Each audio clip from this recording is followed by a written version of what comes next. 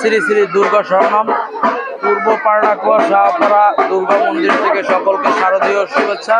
প্রতি বছরের ন্যায় আমাদের মণ্ডপ থেকে শুরু করে তারপরে আপনার সাজসজ্জা সবকিছু থেকে শুরু করে আইনশৃঙ্খলা বাহিনী যারা আছে সবাই সার্বিক সহযোগিতা আমাদের পূজা খুব ভালোভাবে উদযাপন হচ্ছে। মার কাছে প্রার্থনা হয়েছে যে দেশের সার্বিক পরিস্থিতি থেকে শুরু করে জনমানবের কল্যাণের যাতে সহযোগিতা হয়, ঠিক আছে, এইটাই মায়ের কাছে আর্জি বা প্রার্থনা। এবছর আমি এসএসসি পরীক্ষা দিয়েছি, চাচ্ছি একটা ভালো রেজাল্ট আসুক, তারপর সবার জন্য শান্তি কামনা করছি, দেশে শান্তি বিরাজ করুক, এটাই। নতুন সরকার আমলে আমাদের মনে একটু ভীত ছিল, ঠিক আছে, কিন্তু সেই ভীতটা এখন আর নাই।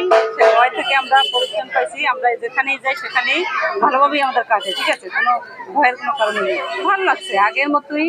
এবার বছর ভাবছি যে একটু আয়োজন মনে হয় কম হবে, কিন্তু কোনো অংশেই কম নয়, আগের মতোই আছে। প্রার্থনা করছি বাংলাদেশে শান্তি বিরাজ করুক, সবাই সুখ শান্তির জন্য থাকতে পারি, ভবিষ্যৎ যেন সবাই ভালো কাটে, এটাই প্রার্থনা। ভালোই লাগছে, নিরাপত্তা উৎসব ভালোই লাগছে। ওই নাথপাড়া দিয়ে দেখে আসছি, এখানে আসলাম, গলাচিপা উগলেন্ডে যাবো, গলাচিপা শেষ করবো।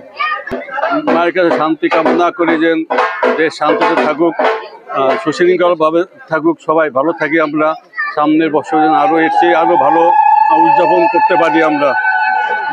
হ্যাঁ, খুব ভালো লাগছে আমাদের আসলে, মানে প্রতি বছর এই দিনটাই আমাদের কাছে খুব স্পেশাল। মানে ঘোরাফেরা হয়, অনেক খাওয়া দাওয়া হয়, তারপরে ঠাকুর দেখতে যাই, খুব ভালোই লাগে। সবার সমগ্র পৃথিবীর শান্তি কামনাই করি, তারপরে যত মহামারী রোগ ব্যাধি সব যেন দূর হয়ে যায়। আনসার কোম্পানি কমান্ডার সহকারী এবং আমাদের জনবহুল 4 জন পুরুষ সদস্য, 2 জন মহিলা সদস্য এবং পুলিশ সদস্য আছে 2 জন, এবং এখানে শান্তি শৃঙ্খলা খুব সুষ্ঠুভাবে পরিচালিত হচ্ছে। কোনো এখানে আইন শৃঙ্খলার কোনো বিঘ্ন ঘটে নাই। এখানে দর্শনার্থী আসছে এবং তারা পূজার্চনা করে চলে যাচ্ছে, এখানে কোনো সমস্যা নাই এবং সুষ্ঠুভাবে পূজার্চনা চলতে আছে, আইন শৃঙ্খলা সঠিকভাবেই পরিচালিত হচ্ছে।